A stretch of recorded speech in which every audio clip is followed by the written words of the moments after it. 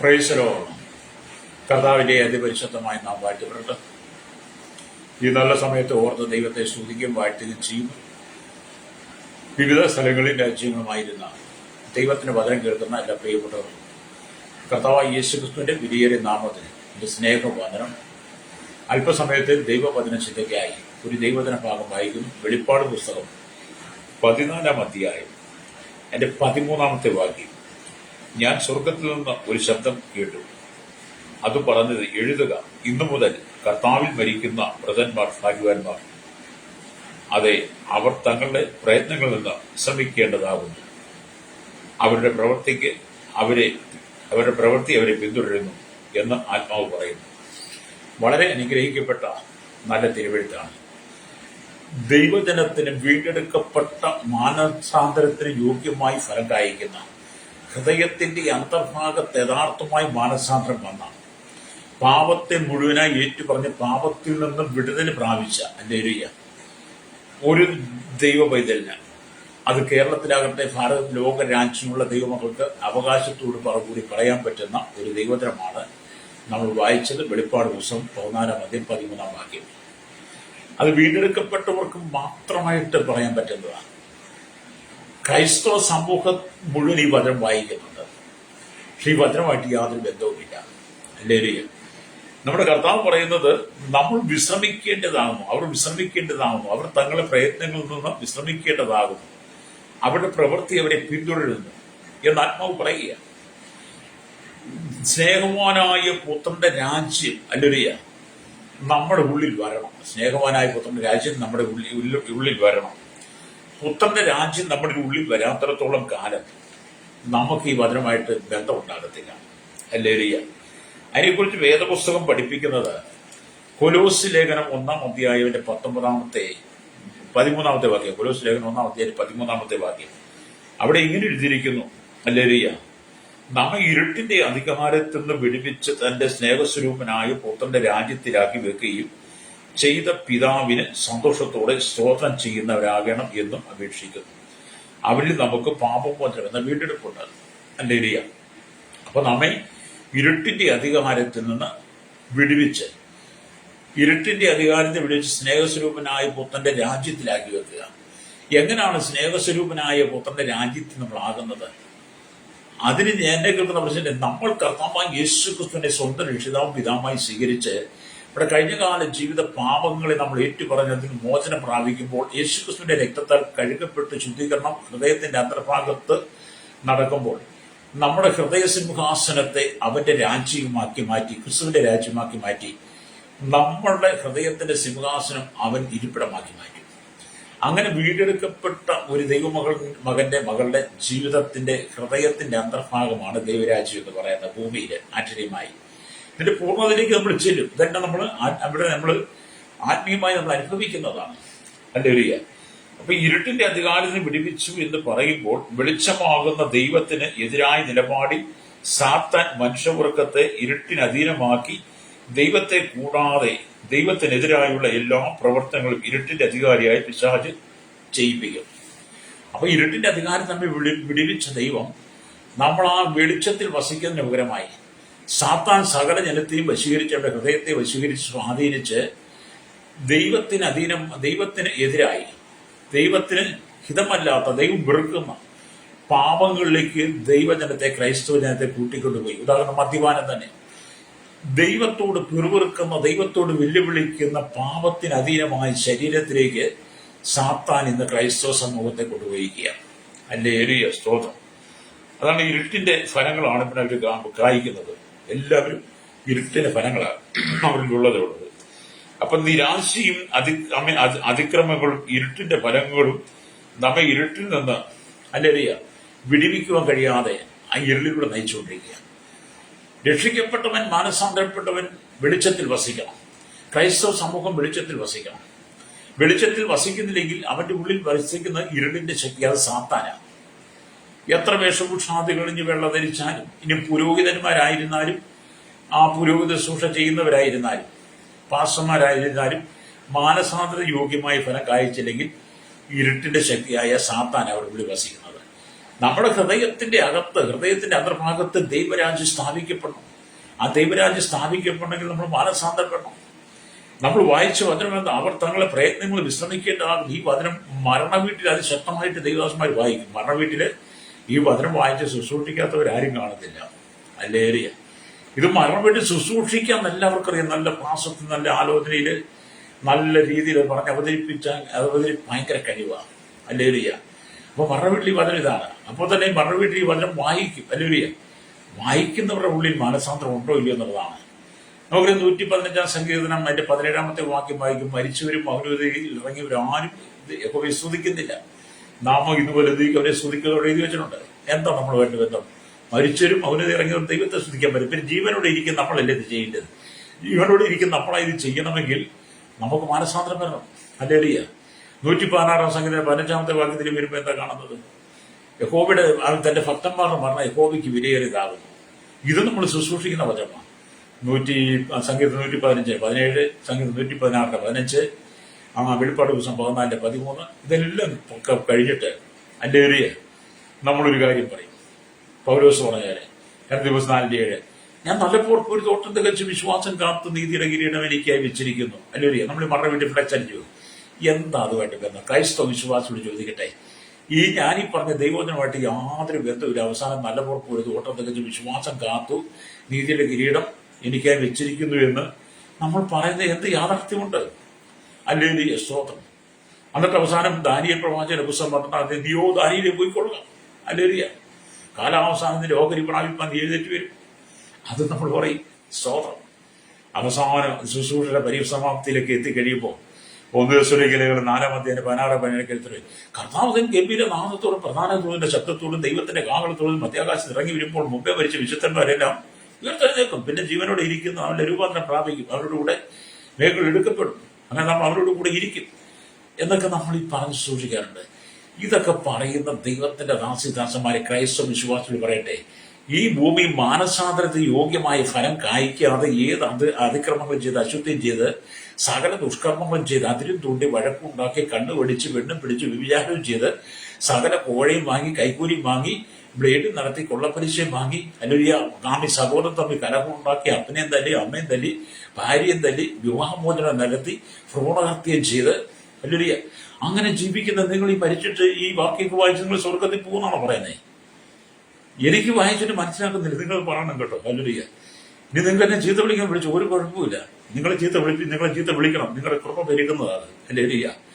റോമയിൽ കൃപ പെരുകുന്ന പാപം ചെയ്തുകൊണ്ടിരിക്കുകയായിരുന്നു. ഒരു നാൾ വരുന്ന റോമാനാട് പറയുന്നത്. ഇതൊക്കെ സത്യം പറഞ്ഞ് നമ്മൾ ചീത്ത പറയും. ഞാനിതൊക്കെ സത്യം പറയുമ്പോൾ ചീത്ത വിളിക്കുന്ന ഒരുപാട് പേരുണ്ട്. ഹല്ലേലൂയ. അത് അവർ പഠിച്ചത് തന്നെ അവർ പാടിക്കൊണ്ടിരിക്കുക. അത് മാനസാന്തരത്തിന് യോഗ്യമായ ഫലമല്ല നമ്മൾ തിരിച്ചറിഞ്ഞാൽ മതി. അപ്പൊ ഈ വചനവുമായി നമുക്ക് എന്താ ബന്ധമിരിക്കുന്നത്? നമ്മൾ വായിച്ചത് എന്താണ്? വെളിപ്പാട് പുസ്തകം 14:13, ഹല്ലേലൂയ. സങ്കീർത്തന പുസ്തകം 115:17, സങ്കീർത്തന പുസ്തകം 116:15, ഹല്ലേലൂയ. ആമീൻ. തിമോഥെയോസ് ലേഖനം 4:7 ഞാൻ നല്ല പുറപ്പെടുന്നു. 1 Thessalonians 4:16-17 ഇതൊക്കെ നമ്മൾ വായിച്ച് എന്നിട്ട് പിന്നെ 2 Corinthians 5:10 അവനവൻ ശരീരത്തിലിരിക്കുമ്പോൾ ചെയ്തത് നല്ലതാകിലും തീയതാകിലും അത് തക്ക പ്രതിഫലം പ്രാപിക്കേണ്ടതിന് നാം ഓരോരുത്തരും ദൈവത്തിന്റെ ന്യായാസനത്തെ മുമ്പാകെ നിൽക്കേണ്ടി വരും എന്നൊക്കെ നമ്മൾ പറയുമ്പോൾ ഇന്ന് പകലിൽ ദൈവവചനം കേൾക്കുന്ന ശ്രോതാവി, നീ മാനസാന്തരപ്പെടാതെ ഈ വചനം നീ വായിച്ച് ശുശ്രൂഷിച്ചത് കൊണ്ട് നിനക്ക് നിത്യതയിലെത്താൻ പറ്റത്തില്ല. നമ്മൾ നിത്യതയിലെത്തണമെങ്കിൽ ഈ വചനം നമ്മൾ വായിച്ച് മാനസാന്തരപ്പെടണം. അപ്പൊ അവർ തങ്ങളുടെ പ്രയത്നങ്ങളിൽ നിന്ന് വിശ്രമിക്കേണ്ടതാകുന്നു. അവരുടെ പ്രവൃത്തി അവരെ പിന്തുടരുന്നു. എന്നാണ്. നമ്മൾ നല്ലതായിട്ട് ജീവിച്ചാൽ നിത്യതയിൽ എത്താൻ കഴിയും. നമ്മൾ മോശമായിട്ട് ജീവിച്ചാൽ നമുക്ക് മോശമായി ജീവിക്കാൻ പറ്റത്തില്ല. നമ്മുടെ പഴമക്കാർ പിതാക്കന്മാർ പറയുന്നൊരു ചൊല്ലുണ്ട്, ചേരയെ തിന്നുന്ന നാട്ടിൽ ചെന്നാൽ ചേരയുടെ നടുപൊടി തിന്നണമെന്ന്. ഹല്ലേലൂയ. എന്ന് പറഞ്ഞാൽ കള്ളുകുടിക്കാരന്റെ വീട്ടിൽ ചെന്ന് കഴിഞ്ഞാൽ അവൻ കുടിക്കുന്ന കള്ളിന്റെ നല്ല ഭാഗം നീ കുടിക്കണമെന്നാണോ? അല്ലെങ്കിൽ വ്യഭിചാരം നടക്കുന്നതെന്നാൽ നീ അത് കൂടണമെന്നാണോ? അങ്ങനല്ല. അത് പഴമക്കാർ പറഞ്ഞ പഴഞ്ചൊല്ല. പക്ഷെ വേദപുസ്തകത്തിൽ അങ്ങനത്തെ പഴഞ്ചൊല്ലുകളൊന്നുമില്ല. വേദപുസ്തകത്തിനകത്ത് ഇങ്ങനെയുള്ള കാര്യങ്ങൾ പറയാറ്. ഇത് സത്യവേദപുസ്തകം ദൈവത്തിന്റെ വചനമാണ്, ജീവന്റെ വചനമാണ്. അത് ജീവന് ചൈതന്യമുള്ളതാണ്. അത് ഇരുവായത്തിലുള്ള മാളിനേക്കാൾ മൂർച്ചയേറിയതാണ്. ആത്മാവിനെ സന്ധിവഞ്ചലും വേറെ തുളച്ച് ചേരുന്നതാണ്. ഹൃദയത്തിന്റെ ചിന്തനങ്ങളെയും ഭാവങ്ങളെയും വിവേചിക്കുന്നതാണ്. ഇരുട്ടിന്റെ അധികാരം നമ്മെ വിടിവിച്ച് സ്നേഹസ്വരൂപനായ ദൈവത്തിന്റെ രാജ്യത്തിലാക്കി വെക്കുന്നതാണ് ദൈവവചനം. ജീവനും ആമേൻ നമുക്ക് മാനസാ യോഗ്യമായി ഫലം കായ്ക്കുക നമ്മുടെ ഹൃദയത്തിന്റെ അന്തർഭാഗത്ത് പ്രവർത്തിക്കുന്ന വചനം. ഹല്ലേലൂയ. വചനം പ്രസംഗിക്കുവാനും ശുശ്രൂഷിപ്പാനും എല്ലാവരെയും കൊണ്ട് പറ്റും. ഇന്നത്തെ കാലഘട്ടം എന്ന് പറയുക നമ്മൾ ദൈവമക്കൾ ക്രൈസ്തവ സമൂഹം അല്ലാതെ എല്ലാ രാഷ്ട്രീയക്കാരും ദൈവവചനം പ്രസംഗിക്കും. രാഷ്ട്രീയക്കാർ ദൈവവചനം പ്രസംഗിച്ച് അല്ലെങ്കിൽ നമുക്കറിയാം കഴിഞ്ഞ നമ്മുടെ തെരഞ്ഞെടുപ്പ് കാലഘട്ടങ്ങളിൽ അതിനുമുമ്പും രാഷ്ട്രീയക്കാർ പല സ്ഥലത്തും പെന്തക്കോസ്തുകാരുടെ ക്രൈസ്തവ സമൂഹത്തിന്റെ വിവിധ പള്ളികളിലും ആ സഭകളിലൊക്കെ ചെന്ന് ദൈവവചനം കാണാതെ പഠിച്ചിട്ട് മറ്റുള്ള പ്രസംഗം യൂട്യൂബ് വഴി കേട്ടിട്ട് അത് ഇയർഫോൺ വെച്ച് ചെവിയിലൂടെ കേട്ട് കാണാതെ പഠിച്ചിട്ട് സഭ ഈ ദൈവസഭയുടെ കൺവെൻഷൻ സ്റ്റേജുകളുടെ ദൈവസഭയ്ക്കകത്ത് വന്ന് പ്രസംഗിച്ച രാഷ്ട്രീയ നേതാക്കന്മാര് അവരെല്ലാം കൂടെ വിശുദ്ധന്മാര് ആരാധിക്കുകയും വിശുദ്ധന്മാര് പ്രാർത്ഥിക്കുകയും ചെയ്യേണ്ട ദൈവസഭ അഭിഷേകമുള്ളവർ നിൽക്കേണ്ടിയിടത്ത് അഭിഷേകമുള്ളവർ ശുശ്രൂഷിക്കരുത് ജാതികളായിരിക്കുന്ന കാണാപ്പാടം പഠിച്ചിട്ട് ഹല്ലേലൂയ വന്ന് ദൈവവചനവുമായി ഓരോരുത്തരെ കയറ്റി നിർത്തി ആദ്യ ഈ കാലഘട്ടത്തിൽ ദൈവത്തിനെ ന്യായവിധിക്കാരമായി ഒരു കണക്ക് പറഞ്ഞ ഈ പ്രളയത്തിനൊക്കെ നല്ലൊരു കാരണം ദൈവമക്കളും കൂടെ ഉണ്ട് കേട്ടോ. ഹല്ലേലൂയ. അർഹതയില്ലാത്തവനെ കയറ്റരുത്. ഹല്ലേലൂയ. സ്തോത്രം. അർഹതയില്ലാത്തവനെ വിശുദ്ധന്മാരിക്കുന്നത് കയറ്റരുത്. അവന് ക്ഷണിക്കുന്നതിന് കുഴപ്പമൊന്നുമില്ല, പക്ഷെ അവന് പരിധി വെക്കണം. അവന് നിയമമുണ്ട്. വേദപുസ്തകത്തിന് കൃപാസനം ദൈവമക്കൾ ഇരിക്കുന്ന ആ ഫുൾപിറ്റിലേക്ക് കൊണ്ടുവരാൻ പാടില്ല. ഹല്ലേലൂയ. സ്തോത്രം. അവർ കാണപ്പെടാം. ഈ തവളയ്ക്ക് മഴക്കാലമാകുമ്പം പറാന്ന് വെക്കാൻ എന്ന് പറയും. തമിഴ്ക്കാരത് എങ്ങനെയാണ് നമുക്കറിയാമല്ലോ. അത് തവളയ്ക്ക് കറിയാൻ പ്രത്യേകിച്ച് പഠിക്കേണ്ട കാര്യമില്ലുണ്ടോ. അതിങ്ങനെ സ്ഥിരം ജനിച്ച കാലം തൊട്ടേ മഴ പെയ്യുമ്പോഴത്തെ അതിങ്ങനെ തോട്ടിലും പാളയിലും വെള്ളത്തിലും കിടന്നിങ്ങനെ അലച്ചുകൊണ്ടിരിക്കും. എന്ന് പറഞ്ഞാൽ ഈ ദൈവത്തിനും പലരും ബുദ്ധിക്കൊണ്ട് പഠിച്ചിട്ട് തവള അലയ്ക്കുന്ന പോലെ അലച്ചുകൊണ്ട് വരും. അങ്ങനെ ഈ കഴിഞ്ഞ തെരഞ്ഞെടുപ്പ് കാണി ദൈവമക്കളുടെ ദൈവദാസന്മാരുടെ ക്രൈസ്തവരുടെ മനസ്സ് കീഴടക്കിയിട്ട് പലരും വോട്ടുകൾ വാങ്ങിയിട്ട് ഇന്ന് ക്രൈസ്തവ സമൂഹത്തെ കരിയേപ്പല പോലെ പുറത്തു കളഞ്ഞു. മാനസാന്തരപ്പെടണം കേട്ടോ. മാനസാന്തരപ്പെടണം. ക്രൈസ്തവ സമൂഹം മാനസാന്തരപ്പെടണം. ഹല്ലേലൂയ. നമ്മൾ ഈ ദൈവത്തിനുമായി നമുക്ക് ഇതുമായിട്ടൊരു ബന്ധമുണ്ടാകണം. പ്രൈസലോ. അപ്പൊ ഇവിടെ ദൈവത്തിന്റെ വചനം പറയുന്നത് ഹല്ലേലൂയ, ആത്മീയ അന്ധകാരത്തിൽ ഇരിക്കുന്നവർക്ക് ആത്മീയ വെളിച്ചത്തിൽ ഇരിക്കുന്നവരെ മനസ്സിലാക്കാൻ കഴിയത്തില്ല. ആത്മീയ അന്ധകാരത്തിൽ ഇരിക്കുന്നവർക്ക് ആത്മീയ വെളിച്ചത്തിൽ ഇരിക്കുന്നവർക്ക് മനസ്സിലാക്കാൻ കഴിയത്തില്ല. നമ്മുടെ ഉള്ളിൽ ആത്മീയ അന്ധകാരം മാറണം. പാപത്തിന്റെ അന്ധകാരം മാറണം. ശാപത്തിന്റെ അന്ധകാരം മാറണം. നിന്റെ ജീവിതത്തിന്റെ ആത്മീയ അന്ധകാരം എന്താണെന്ന് ഒരുപക്ഷെ ചോദിക്കും.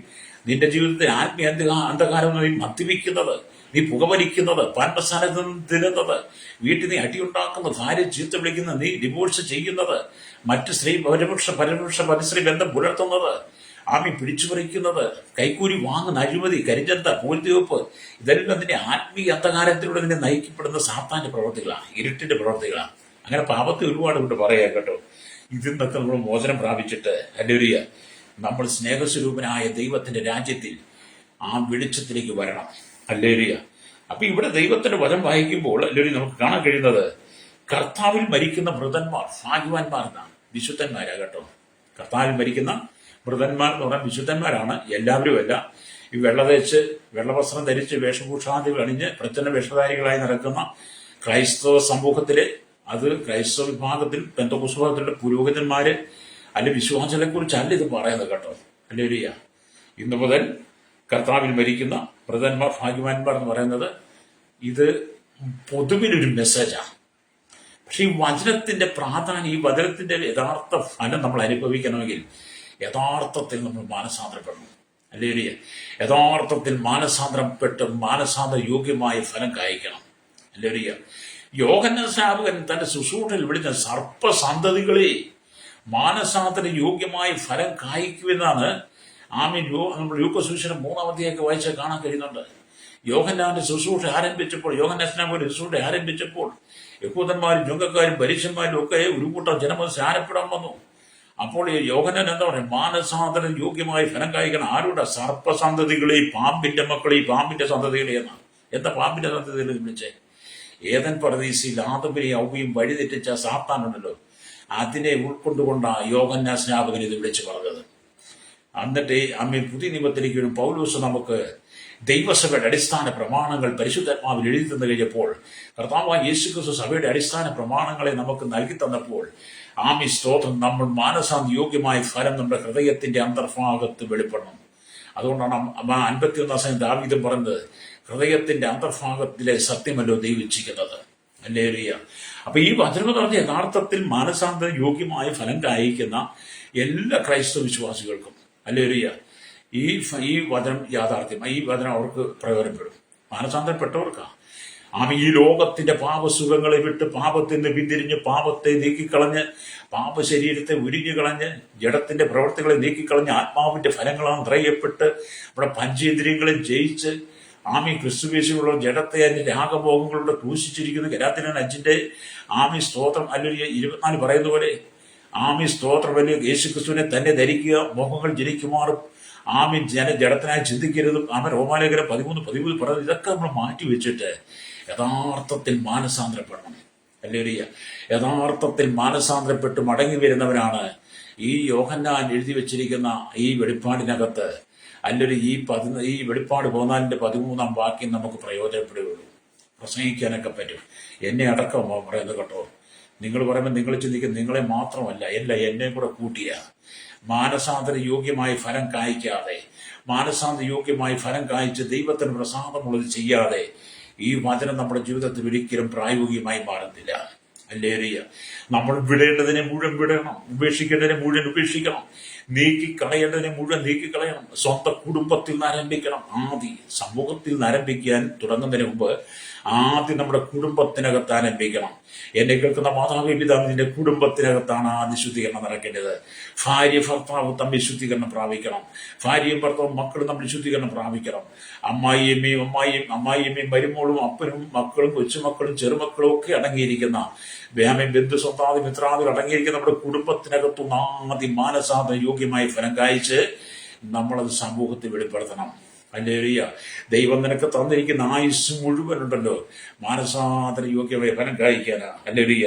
അപ്പൊ ഏത് കാലത്തും കർത്താവിൽ മരിക്കുന്ന മൃതന്മാർ ഭാഗ്യമുള്ളവർ തന്നെയാണെന്ന് വേദപുസ്തകം പറയുകയാണ്. ഏത് കാലത്തും കർത്താവിൽ മരിക്കുന്ന മൃതന്മാർ ഭാഗ്യമുള്ളവരാണെന്നാണ് യോഹന്നാൻ പറയുന്നത്. അതുകൊണ്ടാണ് ഫിലിപ്പി ലേഖനം 1-ാം അധ്യായം അതിന്റെ 23-ാമത്തെ വാക്യത്തിൽ ഇങ്ങനെ രേഖപ്പെടുത്തി വെച്ചിരിക്കുന്നു. ഹല്ലേലൂയ. എഴുതി വെച്ചിരിക്കുന്നു, ഞാൻ ഇവ രണ്ടിനാലും ഞാൻ ഞെരുങ്ങുന്നു. ഹല്ലേലൂയ. വിട്ടുപിരിഞ്ഞ് ക്രിസ്തുവിനോട് കൂടെ ഇരിപ്പാൻ എനിക്ക് കാംക്ഷയുണ്ട്. അത് അത്യുത്തമമല്ലോ എന്ന് പൗലോസ് പറയുക. എന്താണ് ഇത് രണ്ടിനാലും? അതിന് അല്ലെങ്കിൽ ഫിലിപ്പി ലേഖനം 1:22 വായിക്കണം. എന്നാൽ ജഡത്തിൽ ജീവിക്കുന്നതിനാൽ എന്റെ വേലയ്ക്ക് ഹല്ലേലൂയ ഫലം വരുമെങ്കിൽ ഏത് തിരഞ്ഞെടുക്കേണ്ടു എന്ന് ഞാൻ അറിയുന്നില്ല.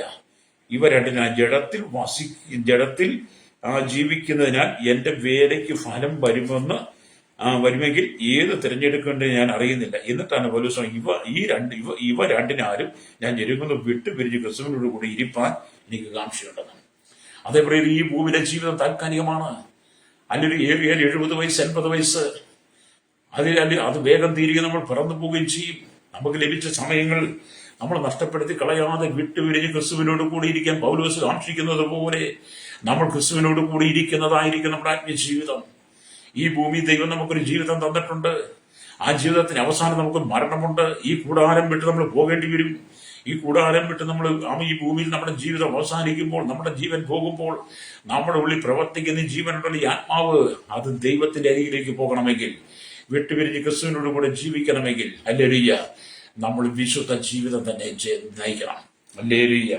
അപ്പം വിട്ടുപിരിഞ്ഞ് ക്രിസ്തുവിനോട് കൂടെ എന്ന് പൗലോസ് പറയുമ്പോൾ ഇരുട്ടിന്റെ നങ്കുരം എടുത്ത് എടുത്ത് കളയാം. ഇരുട്ടിന്റെ നങ്കുരത്തെ എടുത്ത് കളയണം. ഒരു വലിയ നങ്കുരം നമ്മുടെ ഉള്ളിൽ കിടക്കും, ഇരുട്ടിന്റെ ഹല്ലേലൂയ സ്തോത്രം. അതിനെ നമ്മൾ എടുത്ത് നീക്കണം. പക്ഷെ പൗലോസിന്റെ ഭാഷയിൽ കൂടെ പറയുമ്പോൾ ഇട്ടിരുന്ന നങ്കൂരം എടുത്ത് കപ്പൽ യാത്ര തുടരുന്നതിനുള്ള ആ വാക്കാണ് വിട്ടുപിരിയുക എന്ന് പറയുന്നത്. കപ്പലൊക്കെ വന്ന് ഒരു സ്ഥലത്ത് അല്ലെങ്കിൽ കിടക്കുമ്പോൾ അവിടെ നിന്ന് അല്ലെങ്കിൽ കരപറ്റി തുറമുഖം എടുത്ത് കിടക്കുമ്പോൾ ആ കപ്പലിന്റെ വലിയ നങ്കൂരം എടുത്ത് കടലിലേക്ക് ഇട്ട് ആ നങ്കൂരം ഉറപ്പിച്ച് കപ്പൽ അവിടെ ഉറപ്പ് വരുത്തും. അല്ലെങ്കിൽ ആ കപ്പൽ പിന്നെ അവിടെ നിന്ന് യാത്ര ചെയ്യുമ്പോൾ എന്ത് ചെയ്യും?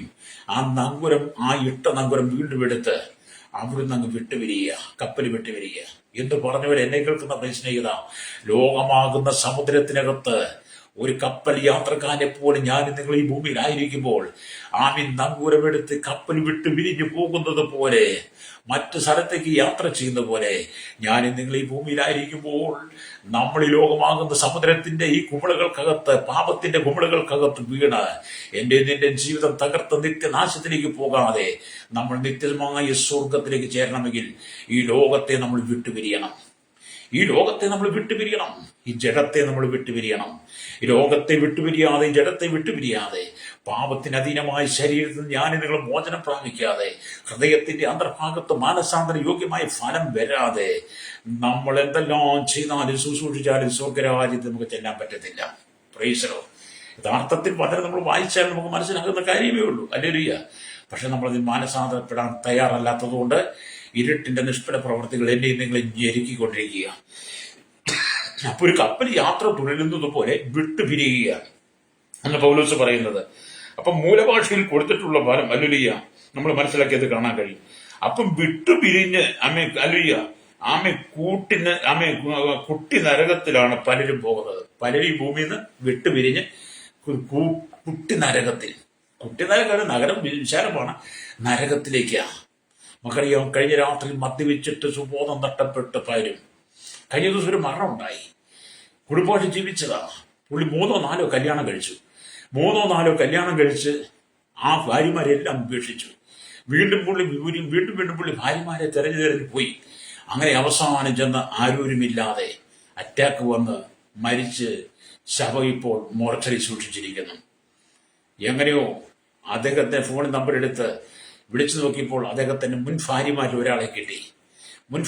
ഒരാളെ കിട്ടിക്കഴിഞ്ഞപ്പോൾ നിങ്ങളുടെ ഭർത്താവ് മരിച്ചുപോയി. പൗര് പറഞ്ഞ് എനിക്ക് വരാൻ സമയമില്ല. അദ്ദേഹത്തിന് ഭാര്യയും മക്കളൊക്കെ വേറെ ഉണ്ടല്ലോ. ഓർത്തു നോക്കിക്കേ, വിട്ടുപിരിഞ്ഞപ്പോൾ ആ വിട്ടുപിരിഞ്ഞ ജഡത്തെ സ്വീകരിക്കാൻ പോലും ആളില്ല. എന്തുകൊണ്ടാണ്?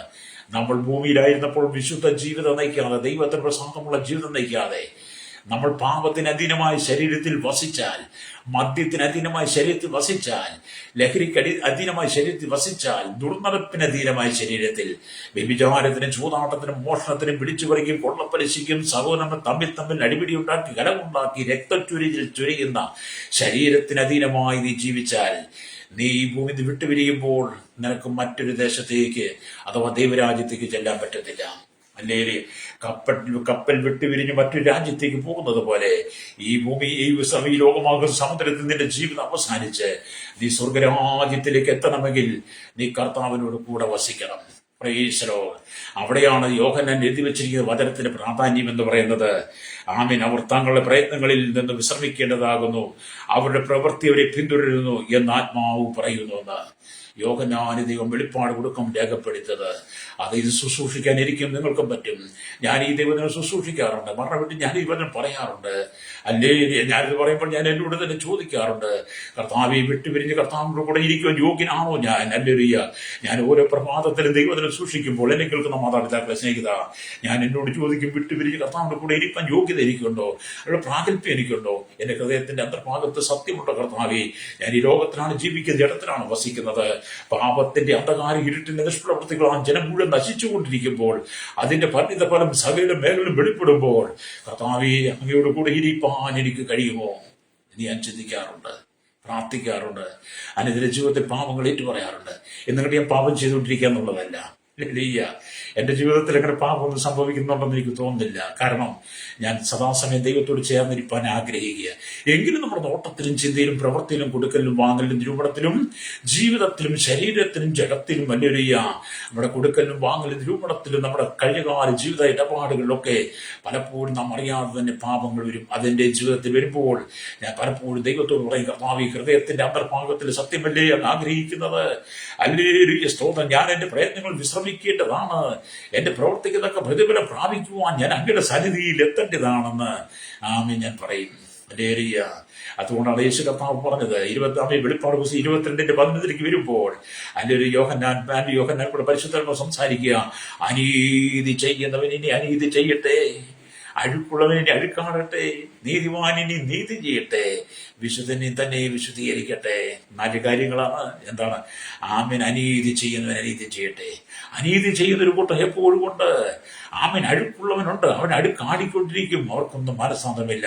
എന്നാൽ 3-ാമത്തെ കാര്യം, നീതിമാനിനി നീതി ചെയ്യട്ടെ, വിശുദ്ധനെ തന്നെ വിശുദ്ധീകരിക്കട്ടെ. നീ നിന്നെ തന്നെ വിശുദ്ധീകരിക്കണം.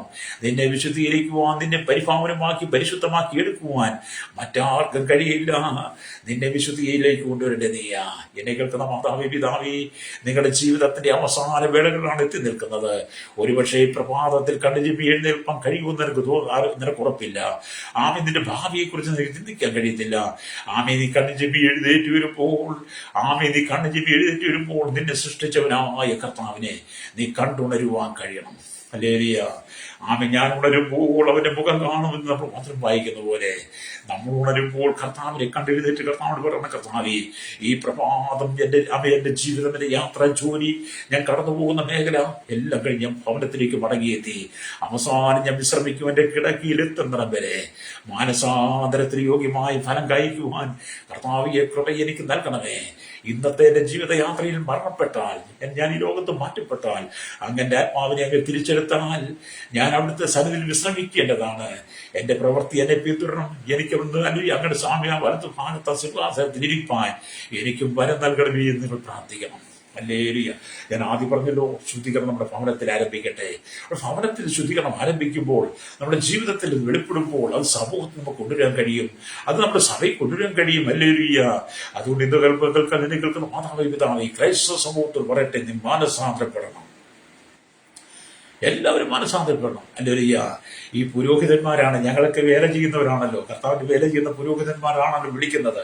പക്ഷെ ഞങ്ങൾ മനസ്സാന്തര യോഗ്യമായി ഫലം കായ്ക്കാതെ നിങ്ങളെ ഉപദേശിച്ചുകൊണ്ട് നടന്നാൽ, ഞങ്ങളുടെ ഉള്ളിൽ ആ ഉപദേശമില്ലെങ്കിൽ, ഹല്ലേലൂയ, ഞങ്ങളുടെ സ്ഥിതി എന്താകും? ഞങ്ങൾ നിങ്ങളെ ഉപദേശിക്കുമ്പോൾ തന്നെ മാനസാന്തര യോഗ്യമായ ഫലം കായ്ച്ചുകൊണ്ട് ഹൃദയത്തിന്റെ അന്തർഭാഗത്തെ സത്യത്തിലൂടെ മാത്രം ദൈവത്തെ അനുസരിച്ച് അവന്റെ കൽപ്പന പ്രമാണിച്ച് മുന്നോട്ട് പോകുന്നെങ്കിൽ മാത്രമേ ആമേൻ ക്രിസ്തുവിന്റെ സന്നിധിയെത്താൻ പറ്റുള്ളൂ. അതുകൊണ്ടാണ് പൗലോസ് 2 കൊരിന്ത്യർ ലേഖനം 7-ാം അധ്യായം എഴുതുമ്പോൾ ഇങ്ങനെ പറഞ്ഞു, ആമേൻ, പ്രിയമുള്ളവരെ, ജഡത്തിലെ ആത്മാവിൽ സകല കൺമഷവും നീക്കി, ജഡത്തിലെ ആത്മാവിൽ സകല കൺമഷവും നീക്കി.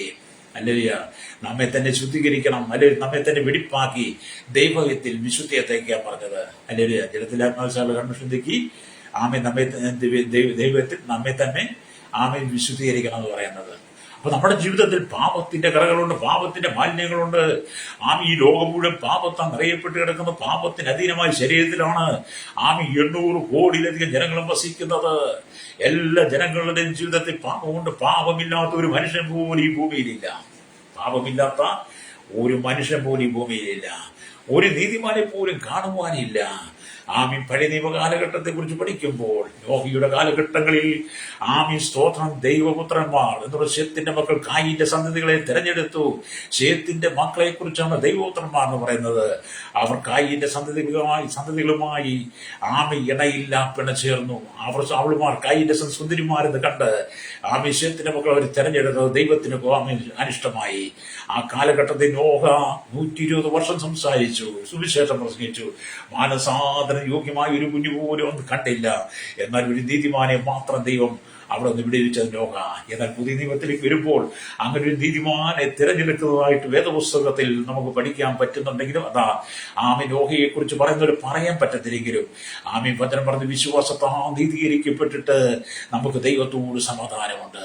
അതേ സ്നേഹിത, വിശ്വാസത്താൽ നീതീകരിക്കപ്പെടണം. ദൈവത്തോട് സമാധാനം കിട്ടണം. റോമലേഖനം 5:1, നാം നിൽക്കുന്ന കൃപയിലേക്ക് അവൻ മുഖാന്തരം അവൻ പോലെ പ്രവേശനം ലഭിക്കണമെങ്കിൽ, നിത്യത്തിൽ നമുക്ക് പ്രവേശനം ലഭിക്കണമെങ്കിൽ ഹല്ലേലൂയ മാനസാന്തര യോഗ്യമായ ഫലം കായ്ക്കണം. ഇവിടെ കിടന്ന് ഹല്ലേലൂയ ലോകം പോകുന്നവരോട് കൂടി പോയാൽ, ഇവിടെ കിടന്ന് തത്തിക്കളിച്ച്, ഇവിടെ കിടന്ന് കളിച്ച് മതിച്ചു പുളച്ച് നടക്കുന്ന ഭാഷാനി പശുക്കളെ പോലെ എന്റെ ജീവിതത്തെ നീ തകർത്ത് കളയരുത്. നിനക്കൊരു നിത്യത ദൈവം വെച്ചിട്ടുണ്ട്. ഹല്ലേലൂയ. അപ്പൊ അതുകൊണ്ട് ദൈവത്തിന് പറഞ്ഞത് എന്താ? സ്നേഹസ്വരൂപനായ ദൈവപുത്രന്റെ രാജ്യം എന്ന് പറഞ്ഞാൽ എന്താണ്? സ്നേഹസ്വരൂപനായ പുത്രന്റെ രാജ്യം എന്ന് നമ്മൾ കൊലോസ്യ ലേഖനം 1:13 വായിച്ചല്ലോ എന്ന് പറഞ്ഞ് ഞാൻ ആദ്യം പറഞ്ഞിരുന്നൂടെ ആവർത്തിക്കാം. യേശുക്രിസ്തു നമുക്കുള്ളിൽ സ്ഥാപിക്കുന്ന രാജ്യം. ഹല്ലേലൂയ. യേശുക്രിസ്തു നമുക്കുള്ളിൽ സ്ഥാപിക്കുന്ന രാജ്യമാണ് സ്നേഹസ്വരൂപനായ പുത്രന്റെ രാജ്യം എന്ന് പറഞ്ഞാൽ നിങ്ങൾ മാനസാന്തരപ്പെട്ട് പാപങ്ങളെ ഏറ്റുപറഞ്ഞ് രക്ഷയുടെ സന്തോഷം പ്രാപിക്കുമ്പോൾ യേശുക്രിസ്തു രാജാതി രാജാവായി നിങ്ങളുടെ ഹൃദയത്തിലേക്ക് പ്രവേശിക്കുന്നു.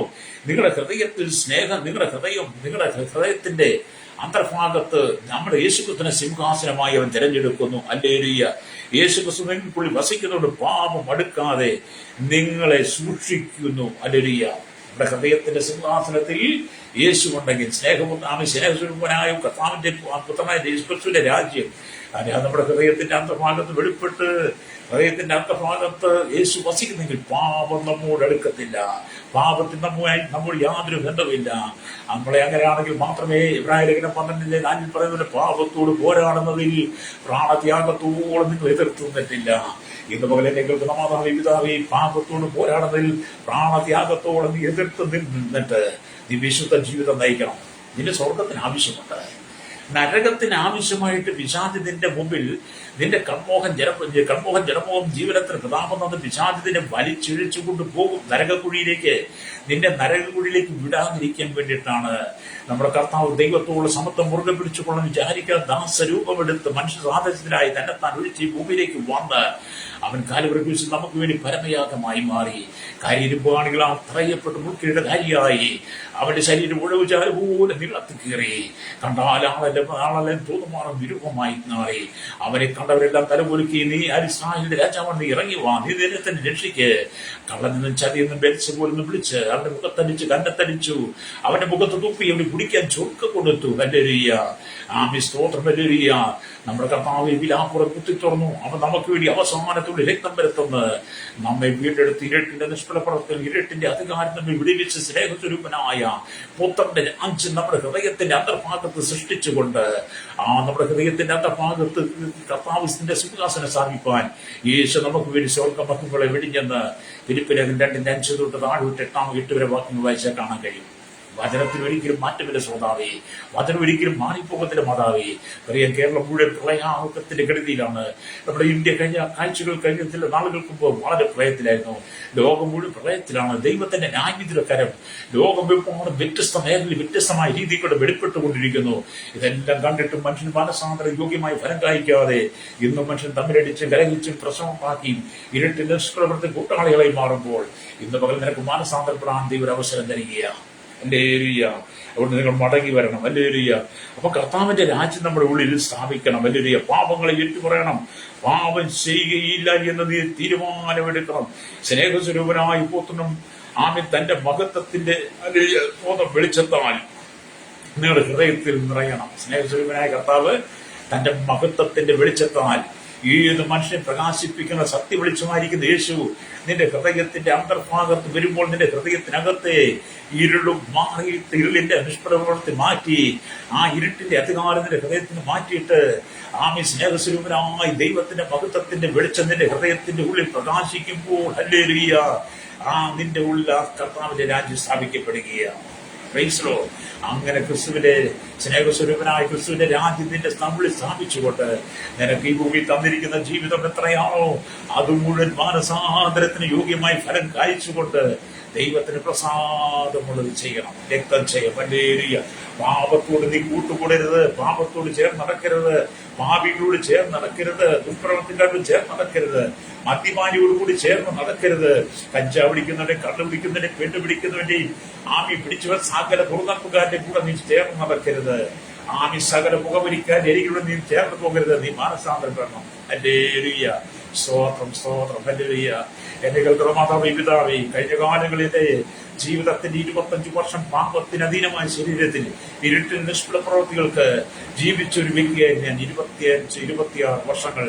എന്നാൽ എന്റെ 36-ാമത്തെ വയസ്സിൽ ഞാൻ കർത്താവ് യേശുവിനെ സ്വന്തം രക്ഷിതാവും പിതാവിനെ സ്വീകരിച്ചപ്പോൾ എന്റെ ഹൃദയത്തിന്റെ അന്തർഭാഗത്തെ ഇരുട്ടിന്റെ നിഷ്പ്രവൃത്തികളെ മാറ്റി, ഇരുട്ടിന്റെ അധികാരം മാറ്റിയിട്ട് സ്നേഹസ്വരൂപനായ കർത്താവിന്റെ മഹത്വത്തിന്റെ വെളിച്ചം എന്റെ ഹൃദയത്തിന്റെ അന്തർഭാഗത്ത് വെളിപ്പെടുത്തി എന്റെ ഹൃദയം ആമേൻ സ്നേഹസ്വരൂപനായ കർത്താവിന്റെ രാജ്യമാക്കി മാറ്റി. എന്റെ ഹൃദയത്തിന്റെ സിംഹാസനത്തിൽ യേശു രാജാവായി വാണപ്പോഴാണ് എനിക്ക് മാനസാന്തര യോഗ്യമായി ഫലം കായ്ക്കാൻ കഴിഞ്ഞത്. ഇന്ന് പകൽ എന്നെ കേൾക്കുന്ന മാതാവേ, പിതാവേ, നീ മടങ്ങി വരണം. നിനക്കൊരു മരണമുണ്ട്, മരണാനന്തര ജീവിതമുണ്ട്. മരണാനന്തര ജീവിതം നീ നിത്യതയിലെത്തണമെങ്കിൽ, അല്ലെങ്കിൽ നീ നിന്റെ പ്രയത്നങ്ങൾ വിശ്രമിക്കുന്ന സ്വർഗരാജ്യത്തിലാകണമെങ്കിൽ, നിന്റെ പ്രവൃത്തി നിന്നെ പിന്തുടരണമെങ്കിൽ നീ മാനസാന്തര യോഗ്യമായി ഫലം കായ്ക്കണം. ഇത് മരണ വീട്ടിൽ മാത്രം ശുശ്രൂഷിക്കുന്ന വചനമല്ല, ഇത് എല്ലാ കാലഘട്ടത്തിലും ശുശ്രൂഷിക്കുന്ന വചനമാണ്. ആമേ വെളിപ്പാട് 14:13 പറയുന്നത് പ്രത്യേകിച്ച് മരണ വീട്ടിൽ മാത്രം ഈ ശുശ്രൂഷ ചെയ്യരുത്, സഭയ്ക്കകത്ത് ചെയ്യണം, കുടുംബത്തിൽ ചെയ്യണം.